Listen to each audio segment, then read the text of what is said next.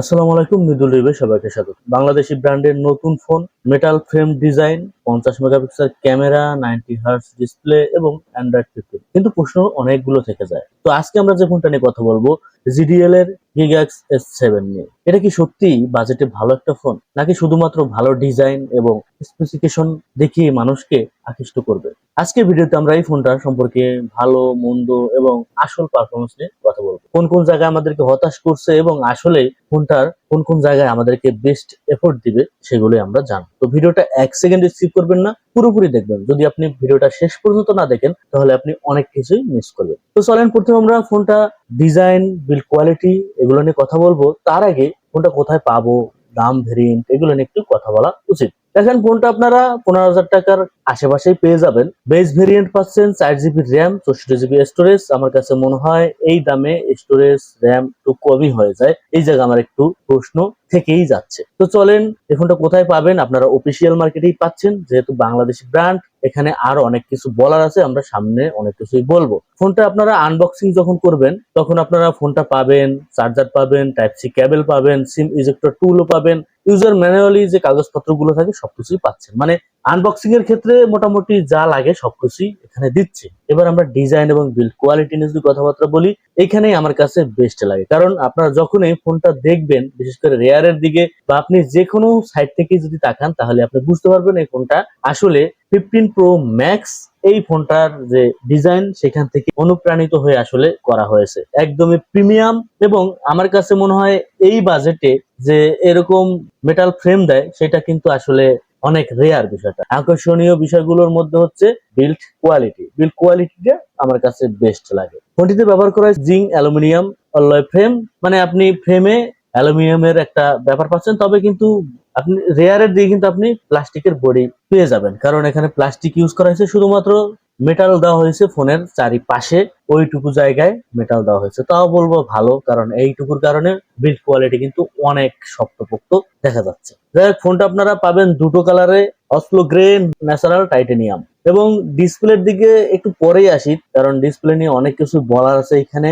ডিসপ্লের জায়গা আগে একটু বলে রাখি, ডিসপ্লেটা আমার কাছে ডিজাইনটা দারুণ লাগে। কারণ আগেই বলছি যে আইফোনের ওই ফোন থেকে আসলে অনুপ্রাণিত হয়ে করা হয়েছে, যার কারণে একটু প্রিমিয়াম ফিল লাগবেই। যাই হোক, সাইডে আপনারা ফিঙ্গারপ্রিন্ট সেন্সর পাবেন, যেটা দ্রুত কাজ করে। আরো যদি ফোনে আশেপাশে নজর দিই, আপনারা বডির দিকে তাকালে অনেকগুলো বাটন দেখতে পাবেন। Just power on of button পাবেন, সাথে ওখানেই আপনি ফিঙ্গারপ্রিন্ট সেন্সরটা পাবেন, ভলিউম বাটন পাবেন, এআইও একটা বাটন আছে। যাই হোক, আরো যদি নজর দেই, অ্যান্ড্রয়েড 15 তো পাচ্ছেনই, এই আনলকও আছে, গরিলা গ্লাসের প্রোটেকশন আছে, এফএম রেডিও আছে, ইউএসবি টাইপ সি আছে, ডুয়াল সিম সাপোর্ট পাচ্ছেন, ভোল্টেজ সাপোর্টও আছে। এখানে পাচ্ছেন না 3.5 mm হেডফোন জ্যাক, যেটা আমাকে হতাশ করছে। কারণ এইরকম বাজেটের ফোনগুলোতে কিন্তু আমরা 3.5 mm হেডফোন জ্যাক পাই, তবে এখানে আপনারা ওটা পাচ্ছেন না, এখানে আপনাকে হতাশ করছে। তো চলেন এবার আমরা একটু সামনের দিকে যদি তাকাই, সামনের দিকে এখানে আসলে ডিসপ্লের দিকে আপনাকে নজর দিতেই হবে, কারণ এই ডিসপ্লেটা আপনাকে আকর্ষণ করবে। কারণ আইফোন থেকে যেহেতু নেওয়া হয়েছে, তো ডিসপ্লে আপনাকে অনেকটাই স্যাটিসফাই করবে। তবে 6.75 ইঞ্চি ডিসপ্লে হওয়ার কারণে এক হাতে ইউজ করা একটু কষ্টকর হবে। ডিসপ্লেটা অনেক বড়, আইপিএস এলসিডি প্যানেল পাচ্ছেন, 90 হার্জ রিফ্রেশ রেট পাচ্ছেন। এই বাজেটে আসলে 90 হার্জ রিফ্রেশ রেট আমি একদম খারাপ বলবো না, ভালো।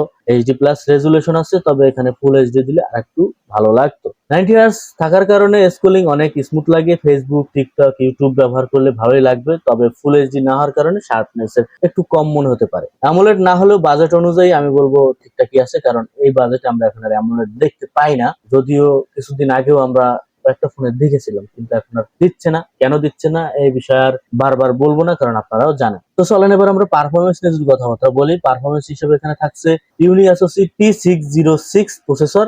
এই প্রসেসর আপনারা জানেন, সাথে পাচ্ছেন 4 জিবি র্যাম এবং 64 জিবি স্টোরেজ। এই চিপসেট মূলত ডেইলি ইউজের জন্য তৈরি করা হয়েছে। আপনি যদি চান Facebook, Messenger, WhatsApp, YouTube, Chrome browser, বেশ ভালো, এখানে ভালো একটা পারফরমেন্স আপনি দেখতে পারবেন, স্মুথ এর একটা ব্যাপার পাবেন। যদি গেমিং এর দিকে একটু ফোকাস দেই, তাহলে ফ্রি ফায়ার স্মুথ সেটিং এ ভালোই চলবে। পাবজি মোবাইল লো থেকে ব্যালেন্সড সেটিং এ একটা প্লেয়েবল খেলতে পারবেন। তবে গেমিং লাভার যারা আছেন তাদের ক্ষেত্রে একটু হতাশ করছে, কারণ এই ফোনটা অতটাও গেমিং এর জন্য তৈরি করা হয় নাই। টুকটাক গেম বা সময় পাস করার জন্য 2D টাইপের বা যেটুকু বলছি সেটিং এর কথা, এই সেটিং এ আপনি খেলতে পারবেন। চলেন এবার আমরা ক্যামেরা নিয়ে যদি কথাবার্তা বলি। ক্যামেরা এখানে থাকছে রেয়ারে যদি আপনারা 3টে ক্যামেরা দেখতে পাচ্ছেন, এখানে মূলত কাজের একটাই 50 মেগাপিক্সেল, যেটার পারফরমেন্স যদি আসি ভালো কালার দেয়, অ্যাকসেপ্টেবল ডাইনামিক রেঞ্জও মোটামুটি ঠিকঠাকই আছে। সোশ্যাল মিডিয়া রেডি টাইপের একটা ফটো পাবেন। মোটামুটি এই বাজেটের ফোনগুলোতে যতটুকু দেওয়ার চেষ্টা করে সেটার সাথে তাল মিলিয়ে ফটো কোয়ালিটি বেস্ট দেওয়ার চেষ্টা করছে, এখানে ভালোই দিচ্ছে আমি বলবো। যদি এবার সেলফিতে যদি তাকাই, 13 মেগাপিক্সেল সেলফি দিচ্ছে, এখানেও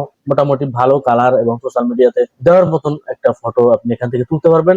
জাস্ট এই বাজেটের ফোনগুলোতে অন্যান্য ফোন যা দেখছে তার সাথে তাল মিলিয়ে এখানেও ঠিকঠাক আছে। তবে আপনি অতটাও প্রত্যাশা করতে পারবেন না, কারণ আইফোনে দেখবেন 12 মেগাপিক্সেলের যে আউটপুট দেয় সেটা যদি আপনি এখন 13 মেগা যদি নিয়ে আসেন, সেটার সাথে এটা তুলনা করলে হবে না। তো যাই হোক, ফ্ল্যাগশিপ লেভেলের না, মানে বাজেট অনুযায়ী ঠিকঠাকই আছে। তো চলেন এবার আমরা যদি একটু ভিডিও রেকর্ডিং এর দিকে আসি। যদি রিয়ার এবং ফ্রন্ট উভয় ক্যামেরা থেকে আপনি 1080p 30 fps এ ভিডিও রেকর্ডিং করতে পারবেন।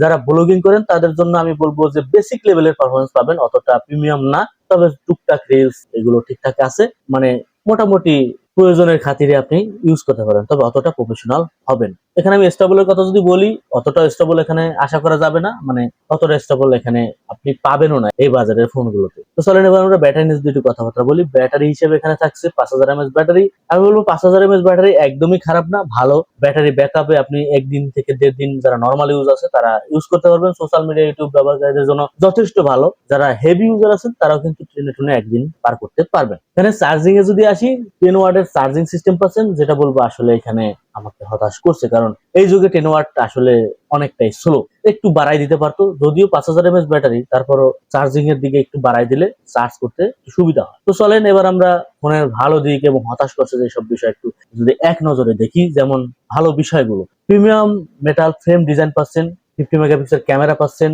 অ্যান্ড্রয়েড 15 এ পাচ্ছেন, 90 Hz ডিসপ্লে পাচ্ছেন, গুড ব্যাটারি ব্যাকআপ পাচ্ছেন, টাইপ সি পোর্ট পাচ্ছেন। হতাশ করছে যেমন only HD plus resolution, full HD না, 10 watt charging, 4 GB RAM, heavy gaming যারা আছেন তাদের জন্য না, নো 5G সাপোর্ট এবং 3.5 mm হেডফোন জ্যাকটাও এখানে পাচ্ছেন। যদি আপনার বাজেট কম হয় এবং আপনি এমন একটি ফোন চান যা দেখতে প্রিমিয়াম, ব্যাটারি ব্যাকআপ মোটামুটি ভালো, ডেইলি ইউজিং এবং স্মুথ এক্সপিরিয়েন্স দেয়, তাহলে এই ফোনটা আপনি একটু দেখতে পারেন। কিন্তু আপনি যদি গেমিং এবং হাই পারফরমেন্স ফোন খুঁজে থাকেন, তাহলে আরো শক্তিশালী চিপসেটের ফোন দরকার। সেই ক্ষেত্রে আমি বলবো আপনারা অন্যান্য আরো অপশন আছে, একটু বাজেট বাড়াইয়ে সেগুলো দেখতে পারেন। আমি যদি এই ফোনটা ওভারঅল রেটিং দেই, তাহলে 10-এ আমি 7.5 দিব। আপনার কাছে এই ফোনটা কেমন লাগলো? এই দামে কিনবেন নাকি অন্য কোনো ফোন বেছে নেবেন? অবশ্যই কমেন্টে জানান। আর এমন অনেস্ট টাচ রিভিউ পেতে চাইলে চ্যানেলটা সাবস্ক্রাইব করবেন, যারা ফেসবুকে দেখতেছেন ফলো করবেন, আর লাইক শেয়ার করতে কিন্তু ভুলবেন না। আজকে পর্যন্ত সবাই ভালো থাকেন। আসসালামু আলাইকুম।